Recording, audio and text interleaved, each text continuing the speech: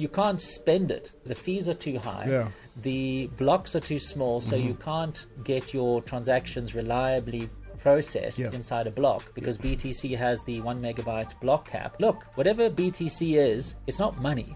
Don't treat it like money. They're talking about it being gold because they acknowledge now that money should be at least be some kind of medium of exchange. Yeah. This is another beautiful episode. Welcome back to the Crypto Investor Podcast. My name is Daniel Leinhardt. And we are trying to look at TroptionsUnity and also Bitcoin. And I'm looking at what this really means for the people in the US in terms of what real utility means. Let me start this episode calmly because this is not one of those loud crypto conversations. If you've been around crypto long enough, you already know something has changed, right? That noise is still there. Yes. The charts, the predictions, the hype, they haven't disappeared. But underneath all, there is a quieter conversation, not quieter conversation happening now, especially in the USA. And that conversation is about the usefulness of a crypto token. I am of a belief that crypto has matured. Whether people want to admit it or not, we are no longer in the experimental phase where just owning a coin felt like a revolutionary. Back then, everything was new, everything felt possible. Nobody asked too many questions. You bought, you held, then you hopped. So just having a crypto portfolio with 50 different crypto tokens and then you're looking on which one will actually perform a miracle, these are not the days anymore. If you are that kind of person who feels like you should have 50, 70 different crypto tokens and then you simply sit on and look onto which of those out of 50 cryptocurrencies, which of those 3, 4, 5 will actually make a miracle and make you millions of money? No, I don't think we are there anymore. But in 2026, people are asking different questions, completely different. They are not asking what country a project comes from. They are not asking who is the founder. They are not asking even about the price first, but they are asking, what can I actually do with this cryptocurrency? That question, trust me, believe me, it is changing everything. Because once people start asking what something deals in real life, speculation loses its power. And usability comes the center of the conversation. It becomes the center of the conversation. I'm recording this episode for everyday people. Not traders, not chart watchers, not people glued into price alerts. I'm talking to people who live normal lives, pay bills, use apps, trust systems that work, and walk away from things that actually don't. And that's where the comparison between Bitcoin and utility-focused systems like TroptionsUnity is becoming interesting. Not emotional, not tribal, but practical. Allow me to talk about Bitcoin first, because it deserves maximum respect. In the United States, Bitcoin has found its place. It is the #1 held cryptocurrency. It is widely accepted on most of the stores because actually people believe it is the digital gold. It is accepted as a store of value in the US, largely accepted. And that comparison makes sense. You don't use gold to buy groceries, but you hold it, you protect it, you preserve it. I was one of the people who thought if I could earn Bitcoin and then I could spend it, exchange it into cash, pay rent and all that.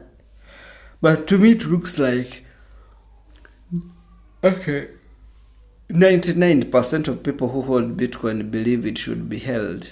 And if you have $1,000 in Bitcoin, please hold it, don't sell it. That's what they believe in. So there is less Bitcoin interactions, transactions. You can't spend it anyhowly, you can't send it anyhowly. That's what most people actually believe. So Bitcoin has become that kind of an asset.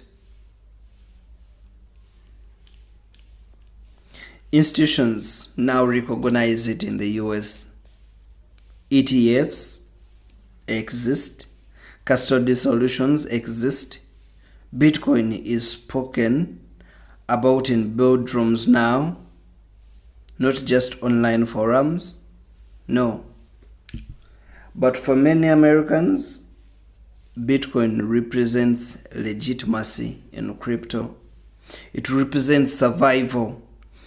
It represents this thing is not going away. But here's the part that people rarely say out loud, that most Americans don't use Bitcoin in their daily lives. They hold it, they track it, they talk about it, but they don't live with it. It doesn't move through their daily lives. It doesn't pay for services. It doesn't naturally integrate into how they already interact with money. It doesn't. And that's not an accident. Bitcoin was actually built to become a peer-to-peer cryptocurrency. But as time went on, because it was the first cryptocurrency, people changed the narrative. And now, it is built strong, it is built secure and very scarce, therefore becoming a store of value and no longer a crypto for peer-to-peer transactions. Is BTC a scam? Well, you're paying for something that has no value. Yeah. It can't do anything for you. You can't use the ledger. You can't use the token because it costs too much money. If you want to try and use it as cash, well, you're going to be paying the highest fees ever. If you think it's gold and you think that it's value that you're storing, well, ask yourself, where's the value? What value are you storing? When you store gold in a vault, you are storing a valuable piece of metal because that metal is very useful. Yep. It can be used in all sorts of things. Just look around the room. There's something that's got gold in it. And so this is the thing. If it's not useful, if you can't do anything with it, the price is going to go to zero. Yeah.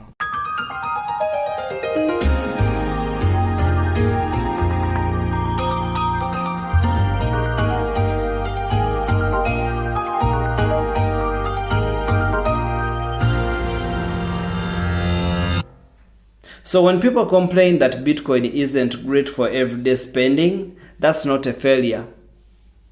But it is a choice that people decided to make for Bitcoin. But then these design choices come with consequences, because volatility makes people hesitate to spend.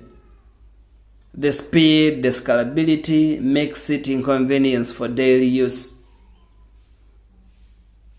The energy debates keep it under constant scrutiny right now.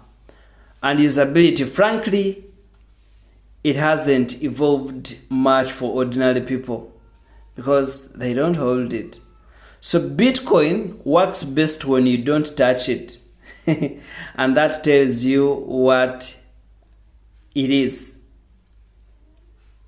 Now let us shift the conversation, because crypto doesn't stop didn't stop evolving with Bitcoin, but there is another philosophy growing in parallel than that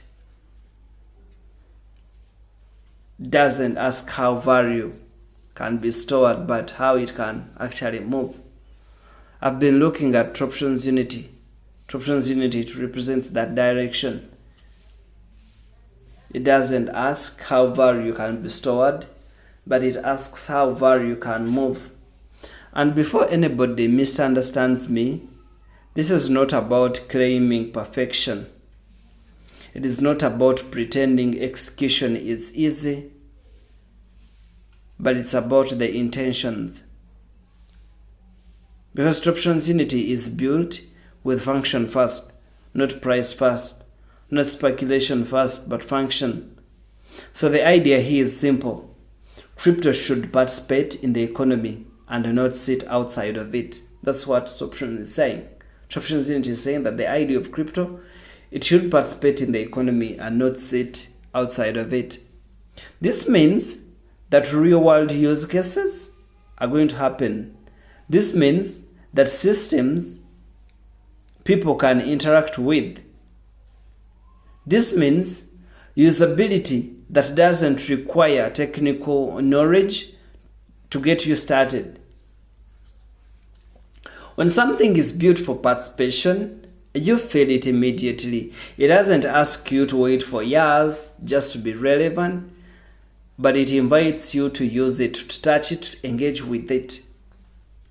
And this matters actually a lot in the US, because American people are so much practical. They don't expect systems to work, but they expect simplicity. They expect transparency. They expect rules to exist, even if they don't love them, but consumer protection isn't optional here. It is assumed. So if a system feels confusing, risky, or detached from reality, people simply walk away quietly without any drama. That's why usability is now no longer a nice to have feature, but it is the deciding factor right now. And if you want to say something very clearly here,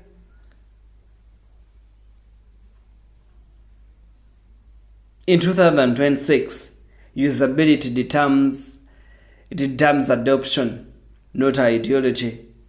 Actually, people do not care what a system believes in, but they care whether it fits into their lives. Whether you look at usability, the contrast becomes obvious. So Bitcoin asks very little of you. You buy it, you secure it, you wait. But TroptionsUnity, it asks you to participate, because it is built for interactions, not silence. It is designed to circulate, not sit still. It aims to connect digital assets to real activity and not just long-term storage. It doesn't make one better than the other, but it makes them different. So when you look at Bitcoin, it operates at a macro level, not micro. It fits institutional narratives. It fits long-term preservation. It fits reserve thinking. And when you look at TroptionsUnity, it is trying to operate at both the micro and also macro level. It is aiming for circulation, for everyday user engagement, for functional digital economies where value moves instead of sleeping. And so whenever value moves, economies at TroptionsUnity also grow. Let's talk about risk. Because pretending risk doesn't exist, it is very irresponsible. Bitcoin carries volatility. It always has. It carries energy debates that won't disappear overnight. And it carries a form of usability stagnation because its mission doesn't require change. When you look at TroptionsUnity, it carries different risks. Execution is risky here. Execution risk is real. Building takes time. Adoption doesn't happen on schedule. Regulation keeps evolving, especially in the US, and systems must adopt or they fall behind. So these risks don't cancel each other out, but they define responsibility. So Bitcoin has proven it that it can preserve value, and it has done that since ever 2009. TroptionsUnity, on the other hand, it aims to enable value participation. Yes, and that difference matters now more than ever. Because here's the truth, that most people are slowly realizing that in 2026, US users are no longer choosing only what holds value, but they are also choosing what does something do.